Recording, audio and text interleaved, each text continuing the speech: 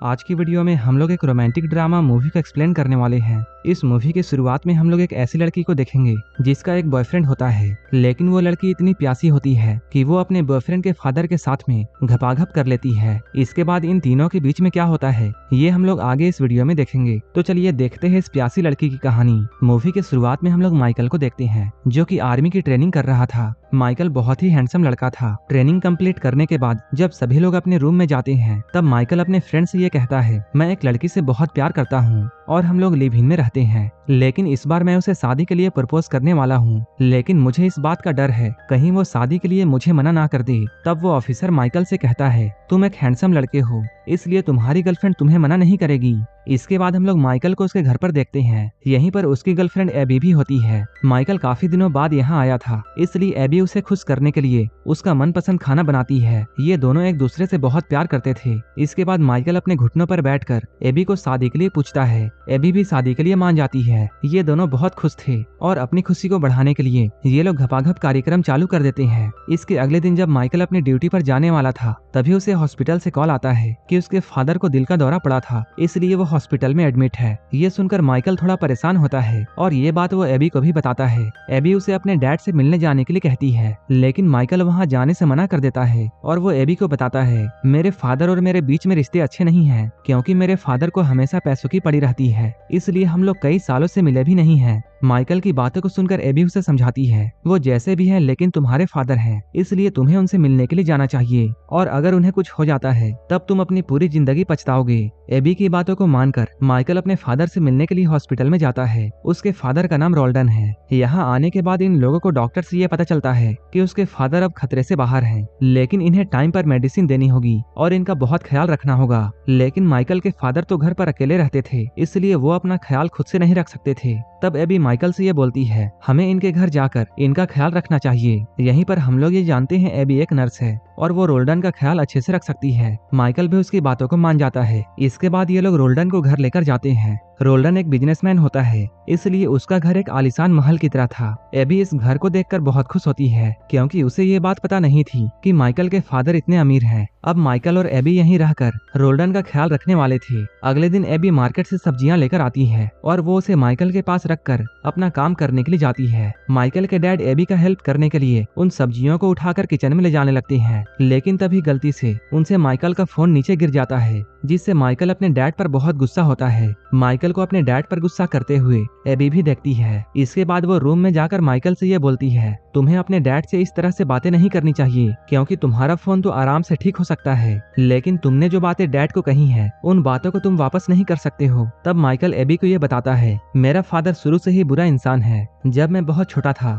तभी एक car accident में मेरी माँ की मौत हो गई थी, लेकिन उस वक्त भी मेरा फादर सिर्फ पैसों के पीछे भाग रहा था। उन्होंने कभी भी अपनी फैमिली को टाइम नहीं दिया। एबी कहती है, तुम्हें इन बातों को भूल जाना चाहिए, क्योंकि ये बात पुरानी हो चुकी है। मैं तुम्हारे साथ एक फैमिली बनाने वाली हूँ, इसलिए अब हम लोगों को साथ में रहना चाहिए। इन सारी बातों को रोल्डन भी सुनता है। एक बार जब माइकल अकेला बैठा हुआ था तभी रोल्डन उसके पास आकर अपने किए के लिए माफी मांगते हैं। वो कहता है, मैं तुम्हारी माँ से बहुत प्यार करता था, मैं तुम्हारी माँ के जाने से बहुत दुखी था, लेकिन उस वक्त मैं अपने काम में इतना बिजी था कि तुम्हें मेरा दर्द नहीं दिखा। मैं उस वक्त बहुत सारे पैसे कमाना चाहता था ताकि मैं अपनी फैमिली को एक अच्छी लाइफ दे सकूं। ये सुनकर माइकल को भी अपनी गलती का एहसास होता है। इसके बाद वो रोते हुए अपने पिता को गले से लगाता है। अब ये सभी लोग एक साथ बहुत खुश थे। इसके अगले दिन हम लोग इन तीनों को एक साथ डिनर लगाते हुए देखते हैं। यहीं पर माइकल के डैड उसे कुछ पैसे देते हैं, क्योंकि माइकल ने अपना घर बनाने के लिए कहीं से पैसे उधार लिए थे। ये देखकर एबी भी बहुत खुश होती है। इसके बाद हम लोग माइकल को उसके जॉब में देखते हैं। यहाँ इनका बॉस इन्हें बताता है, बॉर्डर के पास कुछ आतंकवादी घुस चुके हैं और उनके पास एडवांस हथियार भी हैं, इसलिए हमारा ये मिशन काफी खतरनाक होने वाला है, क्योंकि इस मिशन में हमारी जान भी जा सकती है। इसलिए तुम लोग घर जाकर अपनी फैमिली के साथ थोड़ा टाइम बिताओ, क्योंकि ये मिशन एक बार शुरू होने के बाद जब तक खत्म नहीं होता है तब तक तुम लोग अपने घर नहीं जाओगे। इसके बाद माइकल अपने घर आकर मिशन के बारे में अपने डैड और एबी को बताता है। इस मिशन के बारे में जानकर ये लोग काफी डर जाते हैं। माइकल एबी से कहता है, मेरे जाने के बाद तुम मेरे डैड का ख्याल रखना। अपने जॉब में वापस जाने से पहले माइकल एबी के साथ में पलंग तोड़ घपाघप करता है, क्योंकि पता नहीं मिशन में क्या हो, और मरने से पहले छोटा चेतन प्यासा नहीं रहना चाहिए। सुबह होते ही माइकल अपने मिशन के लिए जाने वाला था। माइकल यहाँ अपने डैड और एबी से मिलकर अपने बेस की तरफ निकल जाता है। अब हम लोग एक हफ्ते बाद का सीन देखते हैं। यहाँ एबी अपने दोस्त के साथ बैठकर बातें कर रही थी। वो माइकल के यहाँ से जाने के बाद वापस से अपनी नर्स वाली जॉब में चली गई थी। एबी कहती है 1 हफ्ते से ज्यादा हो चुका है और माइकल का अब तक ना तो कोई कॉल आया है और ना ही कोई मैसेज। वो ठीक तो होगा ना। उसकी फ्रेंड एबी को समझाती है शायद माइकल अपने मिशन में बिजी होगा, जैसे ही उसे टाइम मिलेगा वो तुम्हें कॉल जरूर करेगा। ये दोनों अभी बातें कर ही रही थी, तभी एबी के पास में माइकल का कॉल आता है, लेकिन माइकल किसी जंगल में होता है और वहाँ नेटवर्क ना होने की वजह से इनकी बातें अच्छे से नहीं हो पाती हैं। लेकिन एबी ये जानकर बहुत खुश थी कि माइकल बिल्कुल सही सलामत है। यहीं पर एबी के पास में एक कंपाउंडर आता है। वो एबी को बहुत पसंद करता था और वो माइकल को धोखा नहीं देना चाहती थी, इसलिए वो उसे मना कर देती है। इसके बाद हम लोग एबी को घर की सफाई करते हुए देखते हैं। तभी उसके घर में एक माया नाम की लड़की आती है जो कि रोल्डन की गर्लफ्रेंड और उसकी बिजनेस पार्टनर होती है। माया यहाँ पर रोल्डन से एबी के बारे में पूछती है। रोल्डन बताता है ये मेरे बेटे की होने वाली वाइफ है। इसके बाद रोल्डन माया को लेकर ऊपर वाले रूम में जाता है। ऊपर रूम में आने के बाद ये दोनों इंटीमेट होते हैं। रोल्डन दिखने में तो बूढ़ा था, लेकिन वो अंदर से जवान था। इसके साथ साथ वो 1 नंबर का ठरकी भी था। इसके अगले दिन जब एबी और रोल्डन नाश्ता कर रहे थे, तभी माया यहाँ पर फिर से आती है, क्योंकि माया को इस बात का शक था कि रोल्डन और एबी का चक्कर चल रहा है और वो बहू बहू कहकर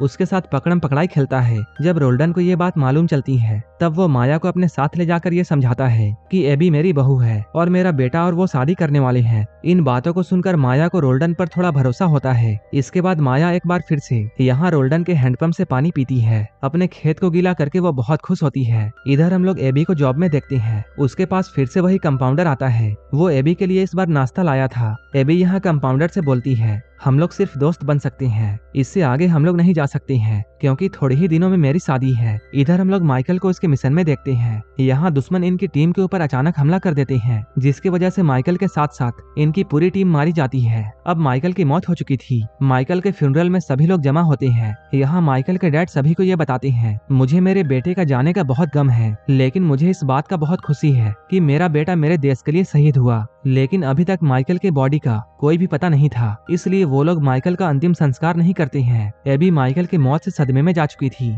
इसलिए कुछ ही दिनों के बाद में वो रोल्डन के घर को छोड़कर जाने लगती है, क्योंकि उसे इस घर में माइकल की याद आती थी। लेकिन रोल्डन उसे यहाँ से जाने से रोकते हैं, क्योंकि रोल्डन ये सोच रहे थे कि एबी अभी बहुत सदमे में है, इसलिए वो कहीं अकेले जाकर कुछ ना कर ले। इसलिए वो एबी को यहीं पर रुकने के लिए बोलता है। रोल्डन की बातों को सुनकर एबी कुछ दिनों के लिए यहीं पर रुक जाती है। एबी यहाँ रुक तो गई थी, लेकिन वो हर वक्त बस माइकल के यादों में खोई रहती थी। एक दिन एबी माइकल की याद में बहुत ज्यादा ड्रिंक कर लेती है। इसके बाद रोल्डन उसे उठाकर उसके रूम में लाते हैं। एबी बहुत नशे में थी, इसलिए उसे रोल्डन में माइकल नजर आता है, इसलिए वो रोल्डन को सेड्यूस करने लगती है। लेकिन रोल्डन को ये सब अच्छा नहीं लगता है, क्योंकि वो अपने बेटे की वाइफ को नहीं पेल सकता है, इसलिए माइकल के डैड यहाँ से ले जाते हैं। सुबह में जब ये दोनों लोग नाश्ता कर रहे थे, तभी एबी रोल्डन से कल रात के लिए माफी मांगती है। तब रोल्डन कहते हैं रात को जो भी हुआ तुम उसे भूल जाओ। अब धीरे धीरे काफी दिन बीत चुके हैं और एबी अब माइकल के सदमे से धीरे धीरे बाहर आ रही है। वो अब रोल्डन के साथ काफी वक्त बिताती है, क्योंकि इस घर में उन दोनों के अलावा कोई भी नहीं था। एक दिन जब ये दोनों लोग एक साथ बैठे हुए थे, तभी रोल्डन यहाँ पर एबी को माइकल की बचपन की तस्वीरें दिखा रहा था। इन फोटोज को देखते हुए माइकल के फादर इमोशनल हो जाते हैं। तब एबी उन्हें संभालती है। इसके बाद वो उन्हें रूम में ले जाकर उनके साथ इंटीमेट हो जाती है। इसके बाद अगले दिन हम लोग इन दोनों को देखते हैं। ये दोनों एक दूसरे का खाता खोलकर बहुत खुश थे। तभी एबी के पास में एक कॉल आता है, जिससे उसे ये मालूम चलता है कि माइकल अभी भी जिंदा है और वो एक हॉस्पिटल में एडमिट है। माइकल के बारे में सुनकर इन दोनों को समझ में नहीं आता है, खुश हुआ जाए या दुखी। इसके बाद एबी और रोल्डन आर्मी हॉस्पिटल में जाते हैं, जहां माइकल एडमिट होता है। यहाँ इन्हें ये मालूम चलता है माइकल को दुश्मन ने बहुत टॉर्चर किया था। जब उन लोगों को ऐसा लगा कि ये मर चुका है, तब उन लोगों ने इसे जंगल में फेंक दिया, जहाँ किसी अनजान आदमी ने इसकी मदद करके इसे हॉस्पिटल में एडमिट किया, जिससे इसकी जान बच गई। इसके बाद ये लोग माइकल को अपने घर लेकर आते हैं। यहाँ माइकल का बिहेवियर पहले से काफी अलग था, क्योंकि दुश्मन ने माइकल को इतना टॉर्चर किया था कि उसे अभी भी वो टॉर्चर याद आ रहा था। इसलिए माइकल अब हर छोटी बात में गुस्सा किया करता था। कुछ दिनों के बाद में जब माइकल और एबी अच्छे से बातें कर रहे थे, तभी माइकल को दौरा पड़ता है और उसे ऐसा लगता है जैसे उसे कोई देख रहा है और कोई उस पर हमला करने वाला है। ये देखकर एबी ये समझ जाती है कि माइकल धीरे धीरे पागल हो रहा है। शाम में जब माया रोल्डन से मिलने के लिए आती है, तब वो देखती है रोल्डन अपने फोन में एबी के साथ में ली हुए सेल्फीज को देख रहा है, जिससे वो समझ जाती है कि रोल्डन और एबी का चक्कर चल रहा है, क्योंकि उसे तो पहले से ही शक था। रोल्डन माया से इस बात को छुपाने के लिए बोलता है ताकि ये बात उसके बेटे तक ना पहुँचे, लेकिन माया को इतना गुस्सा आया था कि वो माइकल के पास में जाकर ये सारी बातें उसे बता देती है। वो कहती है तुम्हारे वाइफ का चक्कर किसी लड़के के साथ में चल रहा है। ये सुनकर माइकल बहुत गुस्सा हो जाता है। अब वो उस लड़के को मारने के लिए अपनी गन भी निकाल लेता है, क्योंकि माया ने माइकल को उस लड़के का नाम नहीं बताया था। इसलिए माइकल अब एबी का पीछा करता है और वो एबी के हॉस्पिटल में जाकर ये देखता है कंपाउंडर एबी के साथ में बातें करने की कोशिश कर रहा है। माइकल समझता है यही वो लड़का है। इसके बाद वो उस कंपाउंडर के पास में जाकर उस पर गन तान देता है। इसके बाद एबी माइकल को समझाकर किसी तरह घर में लाती है, लेकिन माइकल अभी भी बहुत गुस्से में था। इसके बाद वो अपने गुस्से को शांत करने के लिए एक बार में ड्रिंक करने के लिए जाता है और यहाँ बैठकर वो पूरी रात नशा करता है। जब अगले दिन भी वो घर नहीं आता है तब एबी और रोल्डन दोनों परेशान होते हैं। रोल्डन यहाँ किसी तरह एबी को संभालता है। ये दोनों एक दूसरे को संभालते संभालते एक दूसरे को गर्म करने लगते हैं और अंदर जाकर कार्यक्रम को पूरा करने में लग जाते हैं। तभी माइकल घर वापस आता है और माइकल इन दोनों को बातें करते हुए देखता है। रोल्डन ये सोचता है अच्छा हुआ मेरा काम 5 मिनट में ही खत्म हो गया, नहीं तो आज पकड़ा जाता। रात में एक साथ बैठकर ये तीनों डिनर करते हैं। तभी माइकल इन दोनों को अपनी कहानी बताने लगता है कि कैसे वो उन दुश्मनों से बचकर बाहर आया था। तभी माइकल अपना गन निकालकर एबी और रोल्डन के ऊपर तान देता है, क्योंकि अब माइकल को उन दोनों के अफेयर के बारे में सब कुछ मालूम चल चुका था, क्योंकि माइकल ने उन दोनों को साथ में देख लिया था। एबी और रोल्डन यहाँ माइकल को समझाने की बहुत कोशिश करते हैं, लेकिन माइकल किसी की नहीं सुनता है। माइकल मारना तो इन दोनों को चाहता था, लेकिन उसे इतना गहरा सदमा पहुंचा था कि वो अपने आप को ही मार लेता है और यहीं पर ये मूवी खत्म हो जाती है। आपको क्या लगता है इन तीनों में से गलती किसकी थी? कमेंट में जरूर बताना। और ऐसे ही मूवीज के लिए आप हमें टेलीग्राम और इंस्टाग्राम पर फॉलो कर सकते हैं, जिसका लिंक डिस्क्रिप्शन में दिया हुआ है। और मूवी अच्छी लगी हो तब एक लाइक जरूर कर देना और ऐसे ही वीडियोस के लिए मेरे चैनल को जरूर सब्सक्राइब कर लेना। तो मिलते हैं हमारे नेक्स्ट वीडियो में।